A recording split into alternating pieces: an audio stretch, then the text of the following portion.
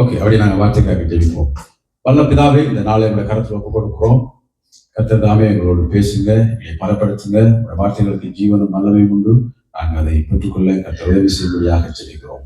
இயேசுவின் நாமத்தில் ஒப்புக் கொடுக்கிறோம், ஜீவனுள்ள நல்ல பிதாவே, ஆமென். ஆமென். ஓகே, இந்த நாள்ல நம்ம சுருக்கமாய் ஒரு காரியத்தை நம்ம பார்க்க போகிறோம். என்ன ஒரு தலைப்புல நம்ம அந்த வார்த்தையை நம்ம இன்னைக்கு தியானிக்க போகிறோம். என்ன தலைப்பு அப்படின்னு கேட்டா, வாஞ்சை என்கிற தலைப்புல நம்ம இந்த நாள்ல சில வசனங்களின் அடிப்படையில நம்ம ஆண்டவருடைய வார்த்தையை நம்ம பார்ப்போம், கவனிப்போம். சரி, அதுக்கு ஆதாரமாக அப்போஸ்தலர் 17:11 நம்ம வாசிக்க கேட்போம். அந்த பட்டணத்தார் மனோவாஞ்சையாய் வசனத்தை ஏற்றுக்கொண்டு காரியங்கள் இப்படி இருக்கிறதா என்று தினந்தோறும் வேத வாக்கியங்களை ஆராய்ந்து பார்த்ததினால் தெசலோனிக்கேயில் உள்ளவர்களை பார்க்கிலும் நற்குணசாலிகளாய் இருந்தார்கள். சோ அந்த பட்டணத்தார் என்ன செய்திருக்கிறாங்க? வாஞ்சையாய் வசனத்தை என்ன செய்திருக்கிறாங்க?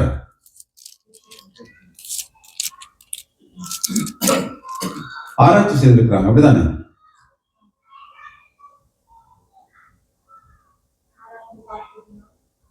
மனோவாஞ்சியாய் வசனத்தை அவங்க முதல்ல ஏற்றுக்கொண்டிருக்கிறாங்க. அதுக்கப்புறம் காரியங்கள் இப்படி இருக்கிறதா என்று சொல்லி அவங்க என்ன செய்திருக்கிறாங்க? தேவனுடைய வார்த்தையை அவங்க ஆராய்ந்து பார்த்ததுனால அடுத்த பட்டணத்தை காட்டிலும், பக்கத்துல இருக்கிற தெசலோனிக்கேயா பட்டணத்தை காட்டிலும் அவர்கள் நற்குணசாலிகளா என்ன செய்தாங்க? இருந்தார்கள். சோ முதல்ல ஆண்டவர் அவங்களுக்கு அந்த பெரோஜா பட்டணத்தாருக்கு முதல்ல அந்த வசனத்தை கேட்கறதுல ஒரு என்ன இருந்திருக்கு? வாஞ்சை இருந்திருக்கிறது. அதோட அவங்க சும்மா இருக்காம வாஞ்சியா அதை கேட்டுட்டு அதுக்கப்புறம் அவங்க என்ன செய்திருக்கிறாங்கன்னு கேட்டீங்கன்னு சொன்னா, அதை அவங்க ஒரு கண்மூடித்தனமா என்ன செய்யல, நம்பல, இல்லைண்டா ஏற்றுக்கொள்ளல. அதை பிறகு வேதத்துல படி என்ன செய்யறாங்க? ஆராய்ந்து முதல்ல வாஞ்சியா கேட்கணும், கேட்கிறாங்க ஆண்டோட வார்த்தைய. அதுக்கப்புறம் இரண்டா ஒருவேளை பவுல் போய் அங்க பிரசங்கம் செய்யும் பொழுது அவங்களுக்கு அது புதிய ஒரு உபதேசமா இருக்கு. அதோட பவுல் ஆரம்பிச்சு கேட்டீங்கன்னா முந்தி இந்த சபைகளை எல்லாம் அழித்து விடச்சாள். அவரங்க போய் செய்யும் பொழுது அவங்களுக்கு ஒருவேளை புதிதா இருந்திருக்கலாம். அப்ப அவங்க முதல்ல வாஞ்சியா என்ன செய்யறாங்க? ஒரு மனிதன் இயேசுவின் நாமத்தில் ஒரு காரியத்தை சொல்லும் பொழுது வாஞ்சியா என்ன செய்யணும்? நம்ம கேட்கணும்.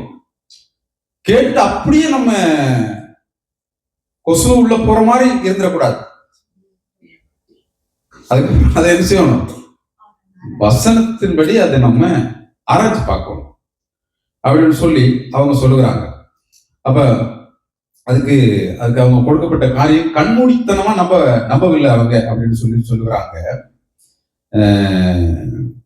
புதிய கோட்பாடுகளை அவங்க என்ன செய்யல, அவங்க ஆராய்ச்சி பார்த்து வேதத்துல அவங்க அதை நம்புறாங்கன்னு சொல்லப்படுகிறது. அதுக்கப்புறம் 12வது வசனத்துல அங்க இருக்கிற அநேகர் கிரேக்கர், அநேகமான புருஷர்கள் இந்த ஒரு உபதேசத்தை விசுவாசத்தை எல்லாரும் என்ன செய்யறாங்கன்னா ஏற்றுக்கொள்றாங்க ஆண்டவரை. அதுக்கப்புறம் அதே அறிஞ்ச தெசலோனிக்கேயா பட்டணத்தினர் அங்க இருக்கிற சில யூதர்கள் பவுல் இப்படி இந்த மாதிரி எல்லாம் செஞ்சு பிரசங்கம் செஞ்சு இந்த ஜனங்களை எல்லாம் என்ன செய்யறான்? மாத்துறார் என்று சொல்லி பவுல கொலை செய்ய முயற்சிக்கிறான். அங்க இருக்கிற ஆட்களை தூண்டி விடுறான். உடனே பவுல் அங்க இருந்து எஸ்கேப் ஆகி அடுத்த பட்டணத்துக்கு போய் அவருடைய வேலைகளை அவர் என்ன செய்கிறாருன்னா தொடர்ந்து செய்து கொண்டு இருக்கிறார். சரி, எங்களுடைய வாழ்க்கையில இந்த மனோவாஞ்சை அதுக்கு இப்படி அவங்க சொல்லுகிறாங்க. அங்கு உள்ளவர்கள் பரந்த மனப்பான்மை உடையவர்கள் அப்படின்னு சொல்லப்படுகிறது. ஒரு பரந்த மனப்பான்மை அவர்களுக்கு இருக்கிறதுன்னு சொல்லப்படுகிறது. அதாவது முழு ஆர்வத்துடன் அவங்க ஏற்றுக்கொள்ளுகிறாங்க. அவங்க ஏற்றுக்கொண்டாலும் அதை அலசி தேவனுடைய வசனத்தை ஆராய்ந்து இருதயத்தை பக்குவப்படுத்தும். அதனாலதான் எஸ்ரா புத்தகத்துல எஸ்ரா என்ன செய்கிறாருன்னு கேட்டா, வேதத்தை ஆராயவும் கட்டளைகள் நீதி நியாயங்களை உபதேசிக்கவும் அவர் இருதயத்தை என்ன செய்தார் என்று கேட்டா பக்குவப்படுத்தினார் என்று சொல்லி வேதம் சொல்லுகிறது. எங்களுடைய வாழ்க்கையில நம்ம ஆண்டவருடைய வார்த்தைகளை குறித்து, இல்லட்டா சபைகள், இல்லட்டா ஊழிய காரியங்களை குறித்து வேதத்தோடையும் நம்ம என்ன செய்யணும், பார்க்கணும். அதுக்கு நமக்கும் கொஞ்சம் வேதம் என்ன செய்யணும், தெரியணும், வாசிக்கணும். அதனாலதான் பைபிள் படிக்கிறது தனியா ஊழியம் செய்யறாக்க மட்டும்தான் பைபிள் படிக்கணும் மட்டும் இல்லை, எல்லாரும் பைபிளை நம்ம என்ன செய்யணும், படிக்கணும். வசதி இருந்தா நம்ம படிக்கணும், இல்லைன்னா தனியா சொந்தமாவது நம்ம என்ன செய்யலாம், படிக்கலாம். அதுக்குரிய நிறைய காரியங்கள் இருக்கிறது. அப்படி தெரிஞ்சாதான் நம்ம என்ன செய்வோம், தெரியும். ஏனென்றா ஆண்டவர் உண்மை உள்ளவர், ஆண்டவர் ரத்தம் சிந்தி சம்பாதித்த சபையும் அவருடைய. அந்த சபையில வைக்கப்பட்டவர்கள் சில நேரம் நம்ம ஆராய்ச்சி பார்க்காட்டிக்கு நம்மள ஆண்டவரையும் சபையும் என்ன செய்வோம், தவறாய் புரிந்து கொள்வதற்கு வாய்ப்பு இருக்கு. அதனால அந்த யாரு பெரோயா பட்டணத்தார் என்ன செய்தாங்க, அதை ஆராய்ந்தாங்க என்று சொல்லப்படுகிறது. சரி, இந்த ஆராய்றத குறித்து இன்னொரு காரியத்தை நான் சேர்த்து சொல்லணும். ஒருவேளை இந்த மனோ வாஞ்சைக்குள்ள இது அடங்காட்டிக்கு நான் சொல்லணும். என்றைக்குமே ஒரு ஒரு மெசேஜ், ஒரு காரியத்தை நீங்க ஆராயும் போது வேத வசனத்தோட நீங்க அந்த ஆளை ஆராய்ச்சிடக்கூடாது.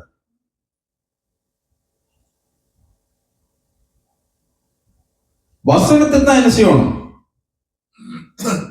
ஆராய்ச்சி பார்க்கணும். நான் பின்னால ஜோபோட வாழ்க்கையில இருந்து ஒரு காரியம் சொல்லுவேன். அதுக்குள்ள நான் ஒரு வேத வசனத்தை கொஞ்சம் மாத்தி சொல்லுவேன். அது துருபதேசம் இல்லை, அதனால நான் அதை ஆட் பண்றேன். அப்படி சொல்லும் போது நீங்க என்கிட்ட கேளுங்க, அந்த இடத்துல எங்க நான் மாத்தி இருக்கிறேன்னு சொல்லி அதை உங்களுக்கு சொல்லும் பொழுது இதைத்தான் நம்ம என்ன செய்யணும்னா ஆராய்ச்சி செய்யணும். நம்ம எங்கேயும் ஒரு மனிதர்களை என்ன செய்யக்கூடாது, ஆராய்ச்சி. நான் பிரசனம் செய்யறேன், என்ன நீங்க ஆராய்ச்சி செஞ்சிடக்கூடாது. நான் பேசுகிற இந்த வசனத்தை வேதத்தோட என்ன செய்யணும், ஆராய்ச்சி செய்யணும். ஏன்னா நம்ம மனுஷர்களுக்கும் குறைவு நிறைவெல்லாம் இருக்கும். இயேசு எங்கேயாச்சும் ஒரு மெசேஜ்ல நீங்க நல்லா கவனிச்சு பாருங்க, யார் கொடுத்தாலும் தனியே நம்ம வேத வசனத்தை மாத்திரம் செய்யணும்னா அது பைபிள் ரீடிங், அப்படித்தானே? அப்ப நம்ம மெசேஜ் செய்யணும்னா அதுக்குள்ள சில காரியத்தை நம்ம என்ன செய்யணும், இயேசு கிறிஸ்து செய்த உபதேசத்தை கூட பாருங்க. அவர் குட்டி குட்டி கதையெல்லாம் என்ன செய்யறாரு, மலை பிரசங்கத்துல கூட உப்பை காட்டுற, லைட்டை காட்டுற, நீங்க எப்படி இருங்க உப்பா அப்படின்னு ஒவ்வொரு காரியத்தை அவர் என்ன செய்யறாரு, சொல்லித்தான் என்ன செய்யறாரு. அப்ப நீங்க ஆராய்ச்சி செய்யும் பொழுது நம்ம மனவாஞ்சை கேட்டு வசனத்தோட ஒப்பிட்டு பார்க்கும் பொழுது வசனத்தை தான் பார்க்கணும் மொழியே அவங்களோட மற்ற காரியங்களை பார்க்கக்கூடாது. பார்த்துட்டோம்னு சொன்னா அது சில எங்களுக்கு இடர்ல போனது சிந்தனை. ஒரு சபையில இருக்கிறோம், ஒரு சபைக்கு எல்லா சபைகளுக்கும் ஊழியர்கள் இருக்கிறாங்க, ஊழியக்காரர்கள் எல்லாம் இருப்பாங்க தான். நம்ம அவங்கள ஆராய்ச்சி செஞ்சு பார்க்க வளைக்கிட்டோம்னு சொன்னா அது எங்களுக்கு அவங்களுக்கு என்னத்தை கொண்டது, சிந்தனையில ஒரு இடர்ல கொண்டு வந்துடும். அதுக்கப்புறம் என்ன செய்யணும்னா அவங்களோட பேசப்படுற எந்த வார்த்தையுமே நமக்கு என்ன செய்யாது. அதனால நம்ம ஆராய்ச்சி செய்யும் பொழுது வசனத்தை தான் என்ன செய்யணும், ஆராய்ச்சி செய்யணும். பின்னால் நான் உதாரணம் சொல்லும் போது உங்களுக்கு விளங்குது. இந்த மெசேஜுக்கு இதுல நான் ஆட் பண்ணி இருக்கிறேன். என்னடா என்றைக்குமே இந்த காரியத்தை நம்ம அறிந்து வச்சிருக்க வேண்டும், அது நமக்கு மிகவும் பிரயோஜனமானது. சரி, அப்ப அவங்க மனோவாஞ்சியாய் என்ன செய்றாங்களாம், வசனத்தை ஏற்றுக்கொண்டு அதுக்கப்புறம் அவங்க அதை ஆராய்ச்சி செஞ்சு அதை பார்த்து ஏற்றுக்கொண்டு வாழ்கிற பொழுது அவர்கள் நற்குணசாலிகளாய் என்ன செய்தாங்க, இருந்தாங்க. பக்கத்து பட்டணத்தை காட்டிலும். அதனாலதான் நீங்க ஓரளவுக்கு பைபிள் தெரிஞ்சு நீங்க நல்லா கவனிச்சு பாருங்க. பவுல் எல்லாருக்கும் என்ன செய்திருக்கிறார், தெசலோனிக்காவுக்கு நிருபம், கொரிந்தியருக்கு 4 நிருபம், எல்லாருக்கும் என்ன செய்யறாரு, அவர் நிருபங்கள் எழுதியிருக்கிறார். பெரோயா பட்டணத்துக்கு எழுதியில பார்த்துட்டீங்களே நிருபம். ஏனென்றா அவங்களே என்னது ஆராய்ச்சி பார்த்து எல்லாரும் பார்த்து நற்குணசாலிகளா இருந்தாங்க. நிருபம் தேவைப்படை. சோ இந்த ஆராய்ச்சி பார்க்கறது ரொம்ப முக்கியமானது நமக்கு. அது எங்களுக்கு மிகவும் பிரயோஜனமானது. அதனால பெரோயா பட்டணம் எப்படி பவுல் அங்க போய் ஊழியம் செய்த பவுலுடைய காரியங்கள் நீங்க அறிஞ்சிருந்தீங்கன்னா கொஞ்சமாவது அவர் போற இடம் எல்லாத்துக்கும் அவர் ஒரு நிருபங்கள் எழுதி என்ன செய்யறாரு, அனுப்புகிறார். ரொம்ப பிரச்சனம், கொரிந்துதான் அதிக பிரச்சனை. அதனால 4 நிருபம் பைபிள் எங்களுக்கு கேட்டுதான் இருக்குது. 4 நிருபம் எழுதியிருக்கிறார். சரி, அப்ப அவங்களுக்கு எழுதல. அப்ப நம்ம ஆராய்ந்து பார்க்கறது மிகவும் முக்கியம்.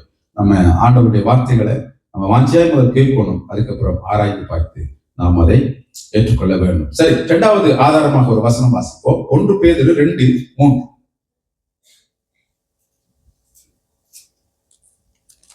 பக்கம் சொல்லுங்க.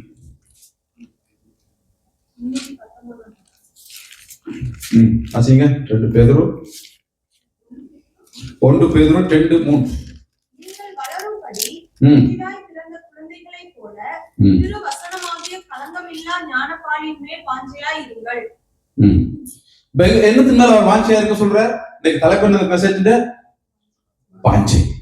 எனக்கு முதல் கிடைத்த தலைப்பு வாஞ்சை உள்ள இறுதியத்தை தான். அதுக்கப்புறம் யார் மேல ஒரு கேள்வி வந்துச்சு, அதனால உண்மையில் வாஞ்சை என்று போட்டேன். திரும்ப விடிய ராத்திரி மெசேஜ் ஆயத்தப்படுத்தும் போது இந்த வசனங்களின் அடிப்படையில உம்கும் எல்லாம் வெட்டி வாஞ்சை என்று மட்டும் போட்டிருக்கேன். அதனால எல்லாருடைய வாஞ்சை தான் வரும். கடைசியில எங்களை வாஞ்சையாய் கர்த்தர் மாற்றுவார், ஆசீர்வாதமாய் வரும். சரி, ஓகே. இப்ப அவங்க என்ன கேட்கிறாங்களா, நீங்கள் வளரும்படி புதுதாய் பிறந்த குழந்தைகளைப் போல திரு வசனமாக்கிய கலங்கமில்லாத ஞானப்பாலின் மேல் வாஞ்சியா இருக்கிறீங்க. இங்க அவர் எப்படி ஒப்பிடுகிறான்னு கேட்டா, புதிய விசுவாசிக்கும் குழந்தைக்கும் இடையில் உள்ள ஒரு ஒற்றுமையா அவர் என்ன செய்யறார் காட்டி இங்க அவங்களுக்கு அதை விளங்கப்படுத்துகிறார்.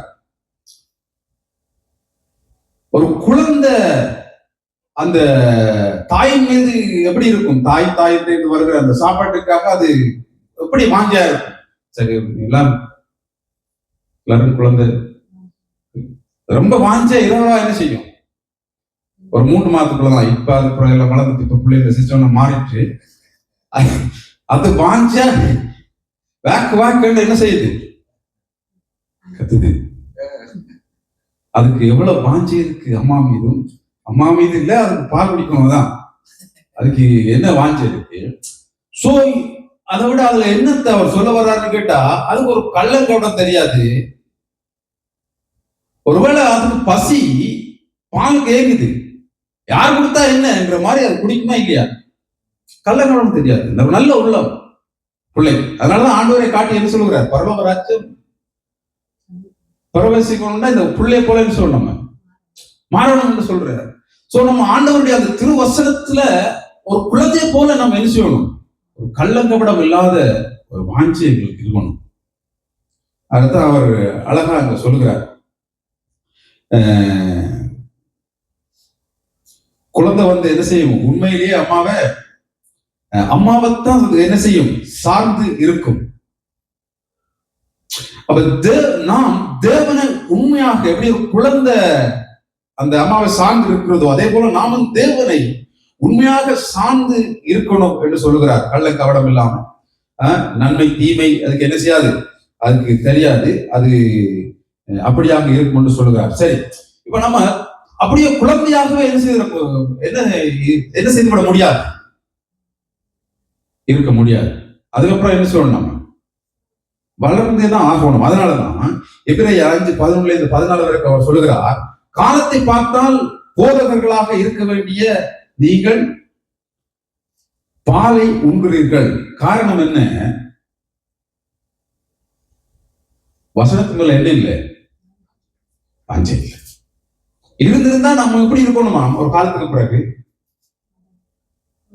போதகர்களாக இருக்கணும் என்றுதான் அவர் சொல்ல வருகிறார். அப்ப முதல்ல நம்ம குழந்தையா இருக்கும் பொழுது ஒரு கள்ளங்கபடம் இல்லாம அவர் மேல அந்த வார்த்தை என்றது அவர் மேலேயே நீங்க எடுத்துக்கொள்ளலாம். ஆண்டவர் மேல நம்ம என்ன செய்யறோம், ஒரு வாஞ்சியா இருக்கிறோம். அப்படியே இருக்க நம்ம என்ன செய்கிறோம், வளர்ந்து வரும் பொழுது நாங்களே ஒரு போதகராக இருக்க வேண்டும் என்று சொல்லி அவர் அங்க வலியுறுத்துகிறார். அப்படி நம்ம இருக்க முடியாட்டிய காரணம் என்னன்னா, நமக்கு அந்த வாஞ்சி என்ன செய்யுது, அது இல்லை என்று சொல்லப்படுகிறது. அடுத்ததாக சொல்லப்படுகிறது கலங்கம் இல்லாத ஞானப்பா அப்படின்னு சொல்லி அவர் சொல்லுகிறார். அதனுடைய அர்த்தம் என்னன்னா, நீங்க 2 தீமோத்தேயு புதாக்கள்லாம் இருக்கிறபடியா நான் வசனம் என்ன எடுக்கிறேன், நானே வாசிக்கிறேன். அதுல அர்த்தம் கலங்கம் இல்லாத ஞானப்பாலண்டா என்ன அர்த்தம்னா, 2 தீமோத்தேயு 3:16-17 சொல்லப்படுகிறது, வேத வாக்கியங்கள் எல்லாம் தேவ ஆவியினால் அருளப்பட்டு இருக்கிறது. மனிதன் தேறினவனாகவும் நற்கிரியை செய்யவும் உபதேசிக்கவும் கடிந்து கொள்ளவும் சீர்திருத்தவும் நீதியை படிப்பிக்கவும் பிரயோஜனம் உள்ளது என்று சொல்லப்படுகிறார். இதைத்தான் அவர் என்ன சொல்கிறார், கலங்கம் இல்லாத நட்பாளர். வேத வசனம் எல்லாம் இப்படிதான் என்ன செய்யுது, அதுல எந்த குறைவும் என்ன செய்யாது, இருக்காது. ஆனால் மனிதர்களாகிய நாம் என்ன சேர்த்து சொல்றேன், நம்ம கொடுக்குற இந்த விளக்கம் இருக்குதாங்க,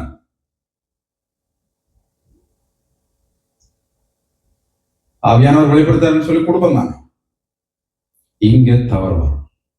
இங்கதான் அவங்க என்ன செய்யறாங்கன்னா, மெசேஜ் இப்ப கேட்குறீங்களா, கேட்டுட்டு வீட்டை போய் என்ன செய்யணும், ஆராய்ச்சி பார்க்கணும்.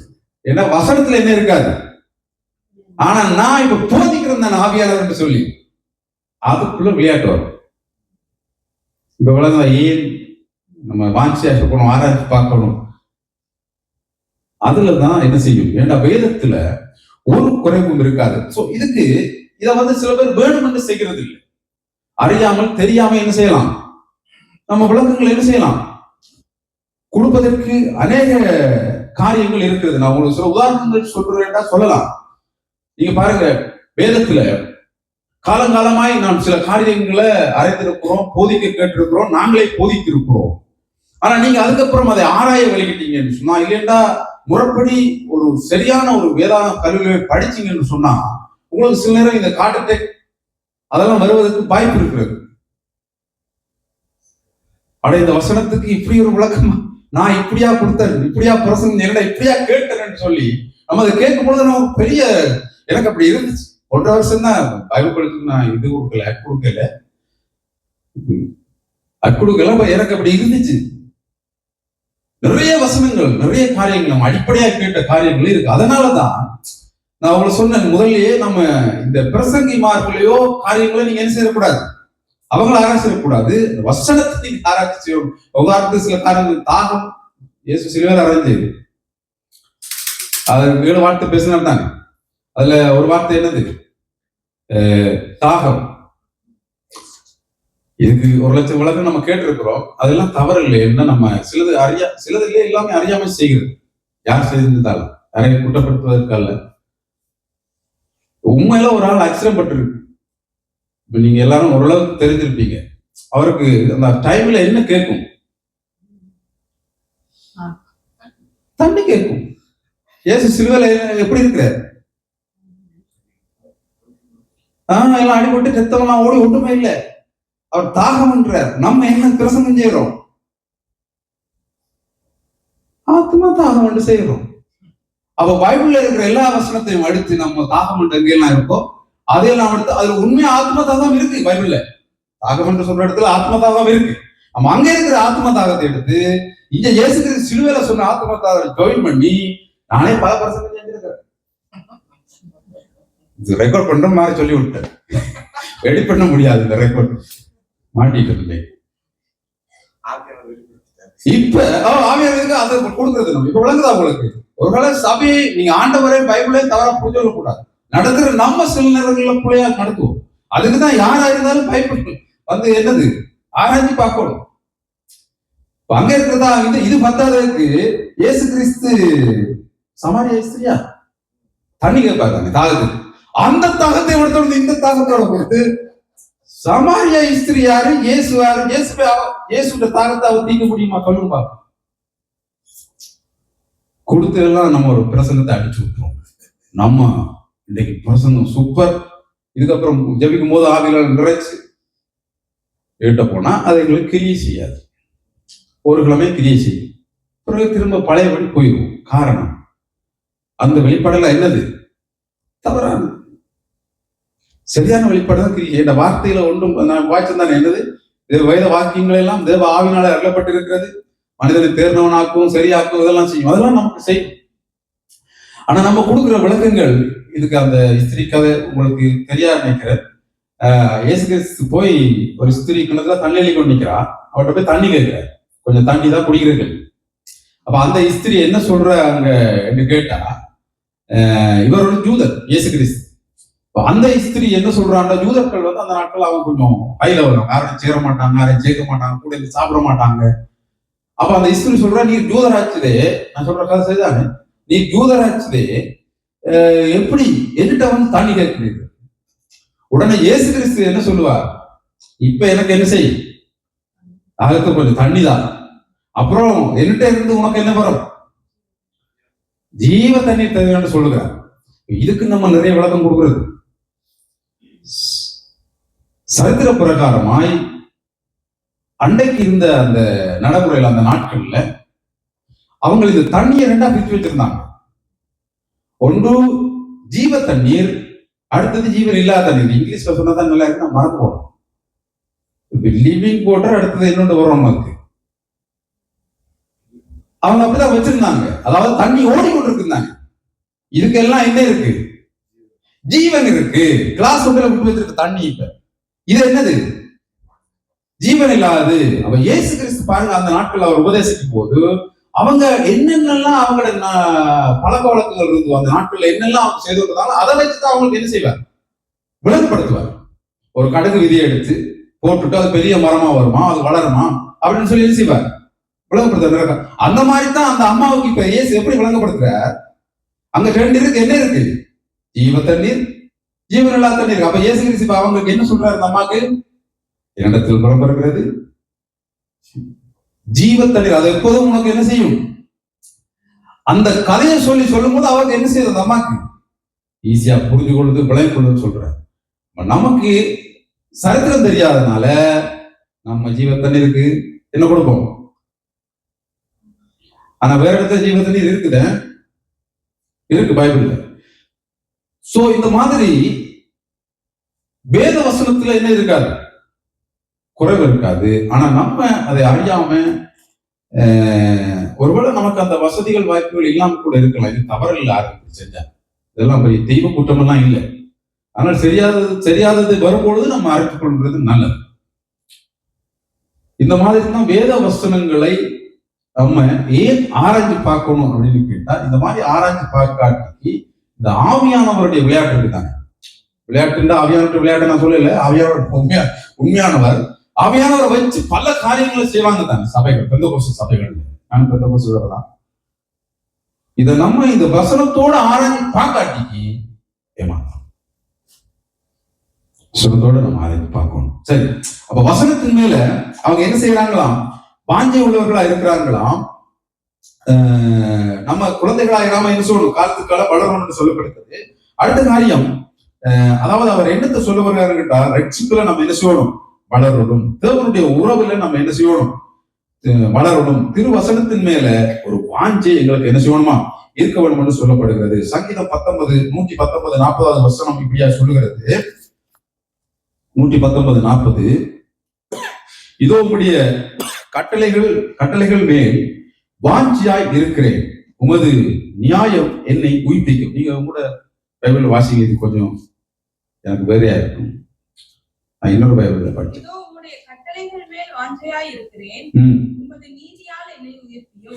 சோ சங்கீதக்காரன் என்ன சொல்லுகிறான்? கட்டளைகள் மேல அவன் என்ன செய்யறானா? அவனுக்கு ஒரு வாஞ்சி இருக்கிறது. எங்களுக்கு ஆண்டவருடைய பிரமாணங்கள் கட்டளைகள் மேல என்ன இருக்கணும்? ஒரு வாஞ்சி இருக்கணும். அது என்ன செய்யுமா? நீதியாயங்களை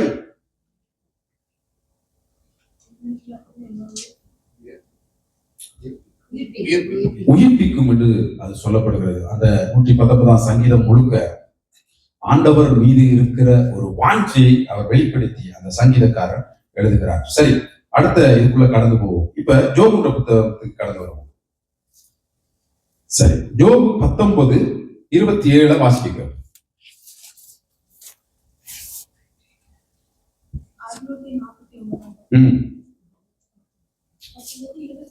27 அவரை நானே பார்ப்பேன், அந்நிய கண்கள் அல்ல, என் கண்களே அவரை காணும். இந்த வாஞ்சையால் என் உள்ளிந்திரியங்கள் எனக்குள் சோர்ந்து போகிறது. சரி, யோபுவுக்கு ஒரு வாஞ்சை இருக்குது. என்ன வார்த்தை? வாஞ்சை. என்னுடைய சொந்த கண்களினால் அவர் என்ன சொல்லணும்? பார்ப்பேன் அப்படின்னு சொல்லி அவர் சொல்லுகிறார். அதுக்கு மேல் வசனத்தை பாத்தீங்கன்னா அவருடைய சரீரம் எல்லாம் அழகுது, அப்படி இப்படிலாம் இருக்குது. அவர் அந்த இதுக்குள்ளான இருக்கிறார். அவருக்கு ஒரு இக்கட்டான சூழ்நிலை இருக்கிறார். பிள்ளைங்களை இழந்துட்டார், எல்லாம் இழந்துட்டார், மனைவி தவிர மற்ற எல்லாம் இழந்துட்டார். சரீரத்திலையும் என்னது? வியாதிகள் எல்லாம் இருக்கிறது. அந்த நிலைமை அவர் என்ன சொல்கிறாருன்னு கேட்டா, என்னுடைய சொந்த கண்களினால அவர் என்ன செய்வாரா? அவரை பார்ப்பேன் என்ற ஒரு வாஞ்சியோட யோபு என்ன செய்கிறார்? இருக்கிறார். நீங்க யோபு கடைசி அதிகாரத்துல வந்தீங்கன்னு சொன்னா அங்க அவர் கடைசி அதிகாரத்துல அவர் என்ன சொல்றாருன்னு கேட்டா, இதுவரை காலமும் நான் உண்மை காதுனால கேட்டேன், இப்பொழுதோ நான் உண்மை என் கண் உண்மை என்ன செய்து காண்கிறது அப்படின்னு சொல்லுகிறார். உடனே கண்ட உடனே ஜோபு என்ன செய்யறதுக்கு, ஜோபுவை குறிச்ச முதல் எங்களுக்கு தெரியும். ஜோபு குறித்த வயது என்ன சொல்லுதுன்னா, உத்தமன், சன்மார்க்கன், அவரை போல நீதிமான் ஒருவனும் இல்லை, நல்ல மனுஷன். அப்படிப்பட்ட மனுஷன் இப்படி ஒரு சூழ்நிலை வந்துட்டுது. நீங்க 27 எத்தனை வாய்ச்சிங்க, 19 27 வாய்ச்ச மாதிரி அவருக்கு வாஞ்ச இப்ப என்ன வருது, இயேசு முகமா பார்க்கணும். யோபுவோட கடைசி அதிகாரத்துல இப்ப அவர் என்ன செய்தார், கண்ணால ஆண்டவரை பார்த்துட்டார். அவருக்கு இந்த வாஞ்சையை படி பார்த்த உடனே இப்ப அவருக்கு என்ன அடுத்த வசனம் சொல்லுதுன்னா, அவர் தன்னைத்தானே அருவருத்து புழுதியின் சாம்பலம் கிடந்து என்ன செய்தார், மனஸ்தாபப்பட்ட. அப்படியா இருக்கு, மனஸ்தாபப்பட்டாருன்னு இருக்கு. இயேசு கிறிஸ்துவ பார்க்கிற ஒரு வாஞ்சை இருக்குது. அவர் பார்த்துட்டார். பார்த்தோம்னு அவருக்கு உள்ள என்ன வருது, தன்னைத்தான் தெரிகிறது. அதாவது இயேசுவை பார்த்தேன், தரிசனம் பார்த்தேன், அது பார்த்தேன், இது பார்த்தேன்னு சொல்லி மற்றவங்களை சொன்னா நம்பிடாரு. இயேசுவை பார்த்தா முதல்ல என்னதான் தெரியும், நான் எப்படின்றதான் தெரியும். நானும் ஒரு நாள் இயேசுவை பார்த்தேன், இயேசுவை பார்க்கல ஒளியோட பார்த்தேன், என்னத்தான் தெரிஞ்சது, நான் செஞ்ச பாவங்கள் எல்லாம் தெரிஞ்சு, அதுல எல்லாம் மனம் திரும்பி உண்மை அதான் நினைச்சு இந்த மாதிரி சபையில வந்து பின்னாடி ஒரு அக்கினியை பார்த்த உடனே என்னத்தான் தெரிஞ்சு, 3 நாள் கண்ணெல்லாம் கண்ணீர் போக்குது, என்ன நான் செய்த பாவங்கள் எல்லாம் தெரிஞ்சு மனம் திரும்பி அறிக்கை செஞ்சு உடனடியா மனம் திரும்பி ரட்சிக்கப்பட்டேன். நம்ம இயேசுவை பார்த்தா நாங்க தான் தெரிவோம், மற்றவர்கள் தெரிய மாட்டோம். வேதத்தை ஆராய்ச்சி பார்க்கலா அடிச்சு விடும்போது நான் நம்பிடுவோம், ஏமாத்துருவோம், சோத்துருவோம், ஆண்டவரோட கூர்வா போயிடுவோம். எவ்வளவு மெட்டர். சரி, இப்ப ஜோபு பார்த்த பொழுது அவர், அது ஜோபு ஒரு உத்தமன், சன்மார்க்கன், அவர் அப்படி இப்படி என்றார் எனக்கு ஒரு பெரிய கேள்வி. அப்படி இருந்த அவரே இயேசுவை பார்த்த பொழுது இப்ப என்ன வருது, அருவருத்து தன்னை வருகிறார். அப்படியே நீங்க தொடர்ந்து பார்த்தீங்கன்னு சொன்னா கடைசியில வரும் பொழுது ஜோபு ஒரு கட்டத்துல, நான் இழந்த எல்லாவற்றையும் வெட்டத்தனியாய் பெற்றுக் கொள்கிறேன், ஆண்டவரை பார்க்கிறது, தரிசிக்கிறது, அவர் மீது வாஞ்சியா இருக்கிறது மிகுந்த ஆசீர்வாதத்தை எங்களுக்கு தரும். அதோடதான் தரும். இப்ப கூட வந்திருக்கிறீங்க, என்ன பார்த்து ஒரு பிரயோசனம் பார்க்கல, சும்மா சொல்றோம் கேள்வி பார்த்து ஒரு பிரயோசனம் வர. இந்த வசனத்தை எடுத்துட்ட வீட்டை நீங்க தியானிச்சீங்கடா ஆசீர்வதிப்பா கத்துறோம். எங்கே இருந்தா கேட்ட சபையெல்லாம் ஒன்றுதான். இங்க இருக்கலாம், நாளைக்கு நீங்க இப்ப கண்ட்ரோல் மாறீங்க, வேணுக்கு போயிட்டீங்க, அங்க நீங்க வேற மதியத்துக்கு வரல, அங்க ஒரு பக்கத்துல இருக்க சபையை பார்த்து போ, அவ்வளவுதான் சபையில ஒண்ணு. சோ ஆனா நீங்க வசனத்தை நீங்க ஆராய்ந்து பார்த்தா அது என்ன செய்யாதுங்க. சரி, ஆனா அந்த ஜோபு வரும்பொழுது இந்த வசனத்தை ஆராயறதுக்கு அவர் கதை சொல்றேன்னு சொன்னேன். நீங்க எனக்கு ஞாபகப்படுத்தலாம், எனக்கு ஞாபகம் சொல்றேன். ஜோபு முதல்ல நீங்க 19:27 வாசிக்கும் பொழுது என்ன சொன்னா, அவர் என்ன சொல்றாரு, ஜோபு உங்களை நான் என்னுடைய சொந்த கண்ணால என்ன செய்யணும் பார்க்கணும்னு சொல்ற. இதுக்கு நான் கமெண்ட்ரி படிச்சேன். அந்த கமெண்ட்ரி எல்லாம் என்ன சொல்லுது தெரியுமா, இயேசு கிறிஸ்து வருவார் தானே, இவருடைய மறுமையில தான் அவர் என்ன செய்வார், சொந்த கண்ணால பாப்பா. இப்ப நான் எப்படி பிரசங்கம் செஞ்சேன் புரியல உங்களுக்கு? 19:20 ஜோபு சொல்றாரு தானே, நான் என்னுடைய சொந்த கண்களினால நான் என்ன சொல்லணும், அவரை நானே பார்ப்பேன், அந்நிய கண்களால அல்ல, சொந்த கண்களால பார்ப்பேன். இந்த வாஞ்சை உள்ளின் திரியங்களை என்ன செய்யுது அவருக்கு. அதுக்கு கமெண்ட்ரி படிச்சேன். கமெண்ட்ரியில என்ன சொல்றதுண்டா, இவற்ற மரமே இருக்குதானே, மறிச்சு போவார் தானே ஜேசுக்கு, அங்கதான் இவர் என்ன செய்வார் பாப்பாரு இருக்கு. இப்ப நான் பிரசங்கம் எப்படி செஞ்சேன் உங்களுக்கு, இங்க இருக்கிற இடத்துக்கு கொண்டு போய் அங்க கடைசியில அவர் ஜோபு பார்த்தா தானே, அதோட ஜாயின் பண்ணி என்ன செஞ்சேன், கேட்க நல்லா இருக்கா பிரசங்கம், ஒரு தூர்பதேசம் இல்லை, இது ஆரோக்கியமானது, அதனால செஞ்சேன்னா கடைசியில் நான் தியானிக்கும் பொழுது இது பிள்ளையன்றது எனக்கு தெரிஞ்சது, அதனால பிரசங்கம் செய்யறேன். உங்களுக்கு உதாரணம் காட்டத்தனவன் செஞ்சு இதுக்கு தான் வசனத்தை ஆராய்ச்சிப்பாங்க. நீங்களும் போய் கமெண்ட் படிக்கணும், படிச்சு ஆராய்ச்சிப்பாங்க.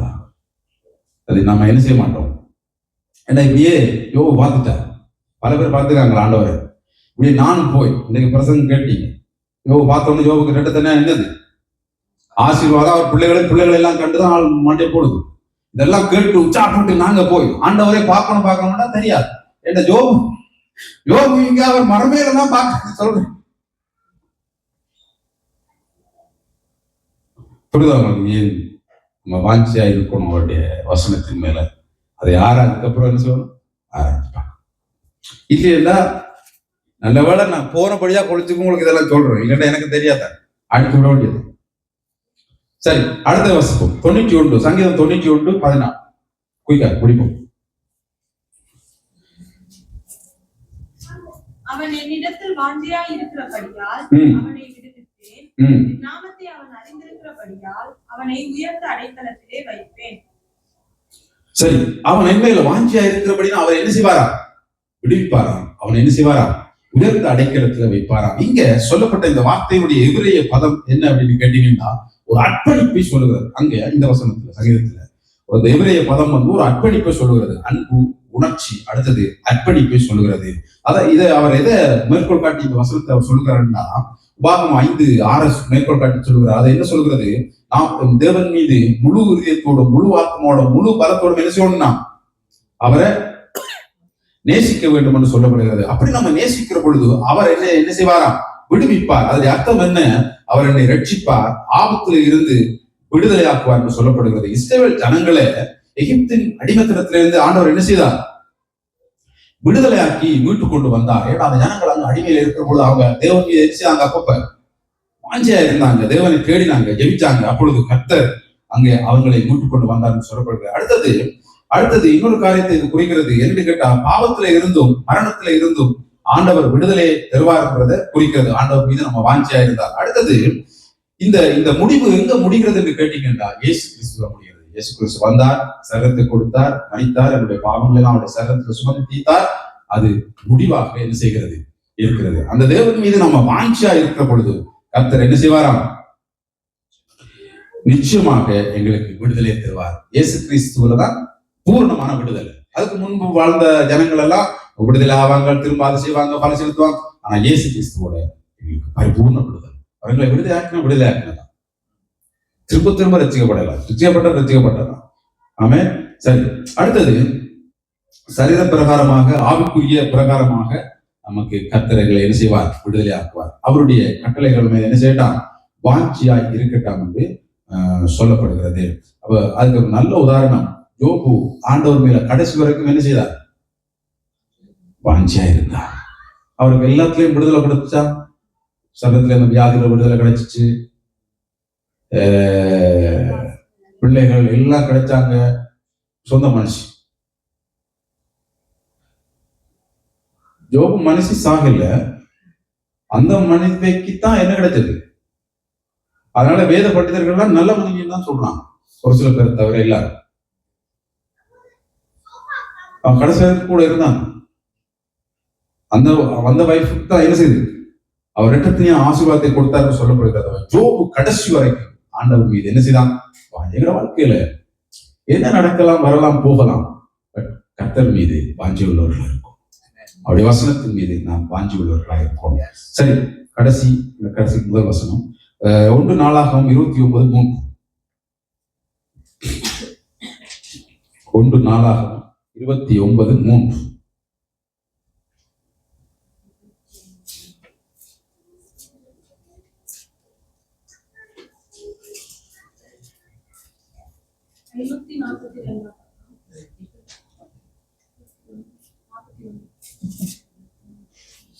இன்னும் என் தேவனுடைய ஆலயத்தின் மேல் நான் வைத்திருக்கிற வாஞ்சையினால் ஆலயத்துக்காக நான் சவதரித்த அனைத்தையும் தவிர எனக்கு சொந்தமான பொன்னையும் வெள்ளியையும் என் தேவனுடைய ஆலயத்துக்கு என்று கொடுக்கிறேன். அவருக்கு என்னத்தின் மேல வாஞ்சையா இருந்தது தாவீதுக்கு? தேவனுடைய ஆலயத்தின் மேல. நமக்கு தேவனுடைய ஆலயத்தின் மேல எப்படிப்பட்ட வாஞ்சி இருக்கிறது? தாவீது ஆலயத்துக்கு ஏற்கனவே நிறைய காரியத்தை என்ன செய்திருக்கிறார். அவர் கொடுத்த எல்லாம் எப்படி இருக்குன்னு கேட்டீங்கன்னா, தேவைக்கு மேற்பட்டு இருக்குன்னு சொல்லுகிறார். தாவீது கொடுத்தா தான் ஆலயத்துக்கு சலமம் கட்டினான். தாவீது கொடுத்தது அங்க உள்ள அந்த ஆலயத்தை கட்டுமானத்துக்கு தேவைக்கு அதிகமாக இருந்தது. அதுக்கு மேலால அவர் என்ன செய்கிறார், அந்த நாட்கள்ல இந்த பொன் வெள்ளி வந்து மிகவும் என்னது விலை மதிப்புள்ளதாக இருந்தது. இப்போ அப்படிதான் இருக்கு. அதை வந்து அவர் என்ன செய்கிறார், மேலதிகமாக அவர் கொடுக்கிறார் என்று சொல்லப்படுகிறது. அப்ப அவருக்கு ஆலயத்தின் மீது மிகப்பெரிய ஒரு வாஞ்சை என்ன செய்கிறது இருக்கிறது. இந்த தாவீதுக்கு இந்த ஆலயத்தின் மீது இருக்கிற வாஞ்சை இயேசு கிறிஸ்துவில முடிவடைகிறது.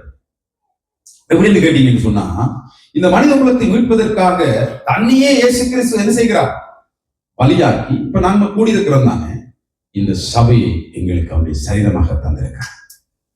அந்த சபை மீது நமக்கு எப்படிப்பட்ட வாஞ்சை இருக்கு, அதான் கேள்வி.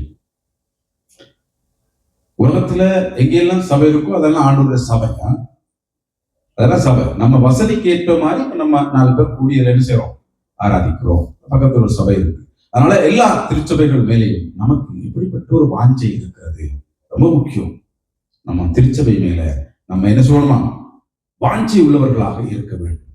திருச்சபையில வாஞ்சைனா என்னது, ஒரு சபையில நம்ம இருந்தா அந்த சபையில என்ன சொல்றது, ஐக்கியம், இல்லைன்னா சபையில நடக்கிற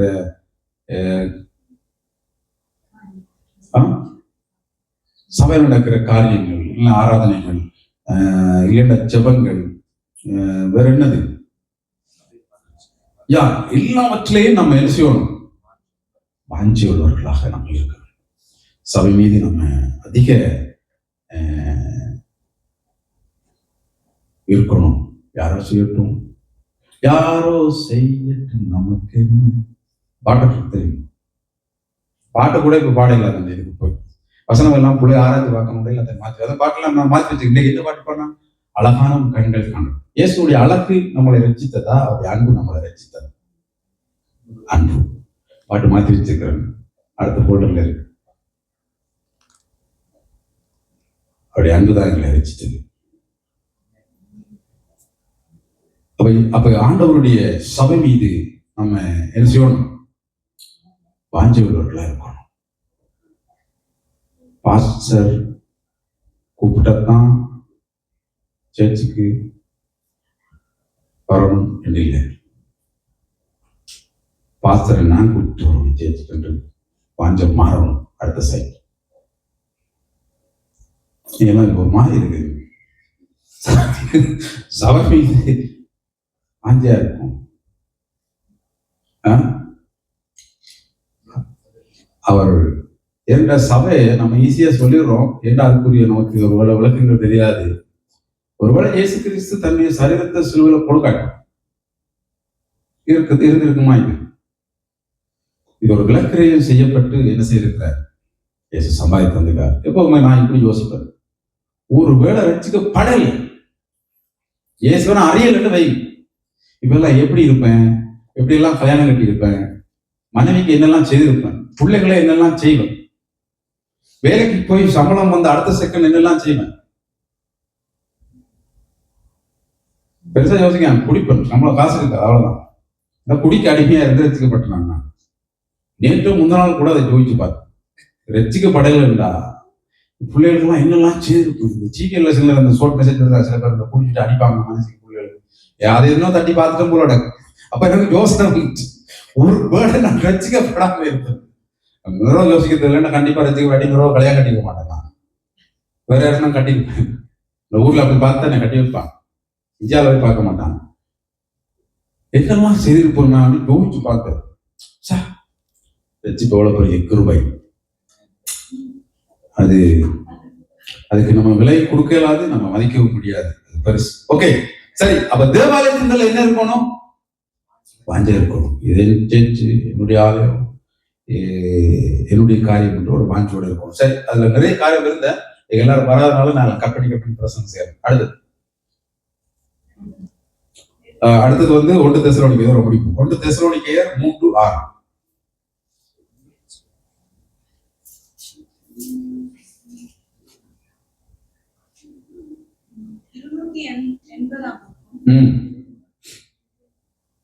நமக்கு உபத்திரவம் வரும் என்று நாங்கள் உங்களிடத்தில் இருந்த போது உங்களுக்கு முன்னறிவித்தோம், அப்படியே வந்து நேரிட்டது என்று அறிந்திருக்கிறேன்.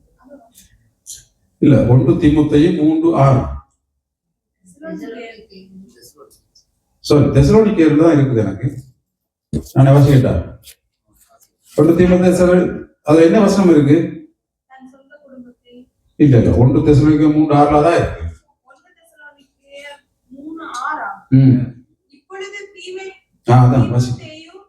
அதான் இருந்து எங்களிடத்தில் வந்து உங்கள் விசுவாசத்தையும் அன்பையும் குறித்து நீங்கள் எப்பொழுதும் எங்களை பட்சமாய் நினைத்துக் கொண்டு நாங்கள் உங்களை காண வாஞ்சையாய் இருக்கிறது போல நீங்களும் எங்களை காண வாஞ்சையாய் இருக்கிறீர்கள் என்பதை குறித்தும் எங்களுக்கு நற்செய்தி சொன்னதினாலே. சரி, பவுலுக்கான அந்த ஜனங்கள்லாம் எப்படி இருக்கிறாங்க? பவுல் அந்த ஜனங்கள் மேல எப்படி இருக்கிறார்? அன்றைக்கு இருந்த திருச்சபையில ஆழமான ஒரு தனிப்பட்ட தொடர்பை அங்க என்ன செய்யறாங்க நம்ம பார்க்கணும். ஒருவர் மீது என்னமா இருக்கிறாங்க? ஒருவர்ல ஊழியக்காரர் மீது சபை எப்படி இருக்குது? 2 பேருமே ஒருவர் மீது. அன்றைக்கு இருந்த திருச்சபை அப்படிதான் இருந்துச்சு. நீங்க அப்போஸ்தலர்கள் திருச்சபை வளரும் பொழுது பாருங்க, அவங்க எல்லாம் அப்பப்ப என்ன செய்யறாங்க? கூடி ஜெபிக்கிறாங்க. அப்படி ஜெபிக்கும் போது என்ன செய்யறாங்க? அந்யோன்யம், அப்பம் பிரிக்குதல், இதான் அவங்களோட திருவிருந்து. அன்றைக்கு அதுதான் ஐக்கியம் தான் அவங்களோட திருவிருந்து. உண்டாயிருந்து அவங்க சாப்பிட்றதுதான் திருவிருந்து. அதே அவங்க அன்றைக்கு என்ன செய்யறாங்க? அன்றைக்கு இருந்த திருச்சபை அப்படித்தான் இருந்தது. ஆரம்ப கால திருச்சபையில ஐக்கியம், உறவு முக்கியமாக இருந்தது.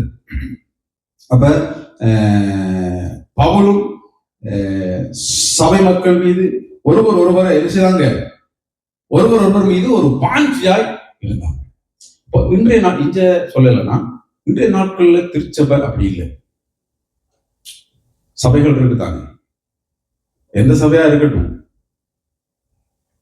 சபை எந்த சபையா இருக்கட்டும்ன்றது சபைகள்லயே நிறைய பிரிவு இருக்கு. கத்தோலிக்கும் சபை தான், ரோம கத்தோலிக், அந்த மாதிரி புரோட்டஸ்டாண்ட், அது இதெல்லாம் நிறைய இருக்கு. எந்த சபையா இருந்தாலும் எந்த சபையிலையும் இந்த பாஞ்சை தற்போது இல்லை. ஒருவர் மீது வாஞ்சியாக இருக்கிறது, ஒரு ஐக்கியம், அது என்ன செய்யுது? இல்லை. நம்ம அந்த மாதிரி இருந்துடக்கூடாது. பாஸ்டர் தான் போன் பண்ணணும் இல்லை, விசுவாசியும் போன் பண்ணி, பாஸ்டர் சாப்பிட்டீங்களா, எத்தனை பண்ணீங்களா, வேலைக்கு போனீங்களா, போகாட்டிக்கு சோம்பரியா இருக்கக்கூடாது வேதம் சொல்லுது, வேலைக்கு போக, அவதான் கர்த்தர் ஆசீர்வதிப்பார்.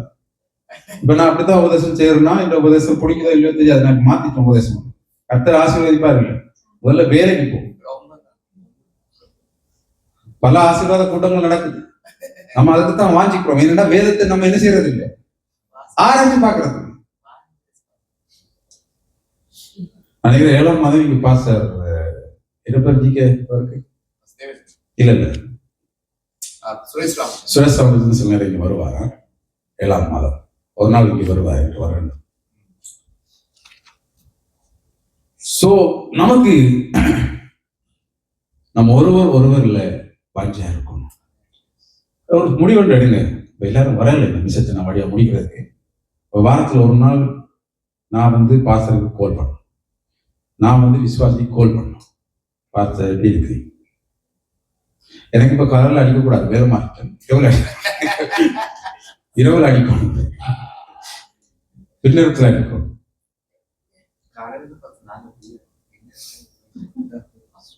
அதான் மாற்ற வரணும். ஏன்னா வேலை முக்கியம் தான், வேலை முக்கியம். நம்ம ஒருவர் மீது இப்ப பாஸ்டர் விசுவாசி இல்லை, ஒருவர் மீது எல்லாரும். ஆனா முக்கியம் எது? ஏன்னா ஊழியம் சரியான கஷ்டம் செய்யறது. ஓப்பனா சொல்லி வரும், ரொம்ப கஷ்டம். பல காரியங்கள் வரும். அதாவது கஷ்டம்ன்றது இந்த கஷ்டத்தை சொல்ல, எந்த கஷ்டம்? சாப்பாட்டு கஷ்டம் இல்லைன்னா பண கஷ்டம், அது இல்லை. அது இல்லை, நம்ம எங்களுடைய மைண்ட் ஸ்பிரிச்சுவல். சோ அதுக்கு ஒருவேளை நீங்க அந்த சமயத்துல கரெக்டா அடிச்சிட்டீங்கன்னா அது ஒரு ஆறுதலா என்ன செய்யும்? இந்த பவுல் தீமோத்தேயு ஆரை கொண்டு சொல்லி வர்ற, தீமோத்தேயு கொண்டுதானே சொல்லி வர்றார். சொல்லிவிடும் பொழுது அது அவருக்கு பவுலுக்கு என்ன செய்திருக்கும் அந்த சமயத்துல? ஏன்னா பவுலை இப்ப சுத்தி கொள்றது தான் தெரியுறாங்க அவங்க. ஏற்கனவே பல அடிப்பாடு பவுல் பயங்கர கஷ்டப்பட்டு இருக்கு. அவங்க அப்படி சொல்லி விடும்போது அவங்களுக்கு தெசலோனிக்கேயர் தான் சொல்லி விடுறாங்க. ஏன்னா நம்ம பார்க்க வாஞ்சியா இருக்கிறோம். சரிதான் நான் சொல்றது. இந்த தெசலோனிக்கேயர் தான் முதல் ஆக்களை விட்டு என்ன செய்தது பவுல திரத்தி விட்டது. அங்க வாய்ச்சிங்க முதல் என்ன பிரோயா பட்டணத்தாரில் வாய்ச்சிங்க தான் அங்க எல்லாம் ரசிக்கப்படுறான்னு சொல்லி இந்த தெசலோனிக்கேயர் தான் ஆக்களை ஏவி விட்டு பவுல என்ன செஞ்சது திரத்தி விட்டது. இப்ப அதே தெசலோனிக்கேயர் எப்படி எழுதுறாங்க, எப்படி இருக்கு பவுலுக்கு? ரொம்ப சந்தோஷமா இருக்கும். அதனால நம்ம ஒருவர் மீது வாஞ்சியா இருக்கும், அது நம்மளை பலப்படும். ஆமே. சரி, இப்ப கிழமை அடிக்கிறீங்களா? சரி, என் மீது வாஞ்சாங்க ஒரு பிரயோசனம் இல்ல. கர்த்தர் மீது வாஞ்சார், கர்த்தர் மீது வாஞ்சார், தேவனுடைய சபை மீது வாஞ்சார். சபையில போஸ்ட்மான இருக்கிறதுனால ஒருவேளை இதைகள்லாம் அவங்க சொல்ல செய்ய மாட்டாங்க. அப்ப பிரசங்கம் இப்ப நான் என்னதான் ஆவிக்குள்ள உங்களுக்கு பிரசங்கம் செய்தாங்க ஒரு மணிக்கு, எனக்கு மைண்ட் எல்லாம் அங்கே இருக்கு. அவன் சொல்லாததான் இருக்கு. சேர்த்துக்கு வராம சொல்லல தான். எனக்கு என்னதான் நான் பிரசங்கம் செஞ்சாலும் எனக்கு மைண்டுக்குள்ள அவங்க சொல்லாததான் இருக்கு. அதுதான் நம்ம ஒரு விதேசியம் பாஞ்சாரு. ஜஸ்ட் ஒரு SMS ஒரு கோல் தரணும். சின்னாங்களாமாங்க அவங்க டைம் கொஞ்சம் வந்துட்டாங்க, இதுக்கு அடிச்சு தருவாங்க. சரி, மறந்துடாதீங்க, ஆண்டவர் மீது வாஞ்சியா. பாருங்க சின்னாங்களே, பாட்டு இருக்கா? சரி, நம்ம சுருக்கமா ஜெயிக்கும் எல்லாரும் அழுது சுருக்கமா ஜெயிக்கும்.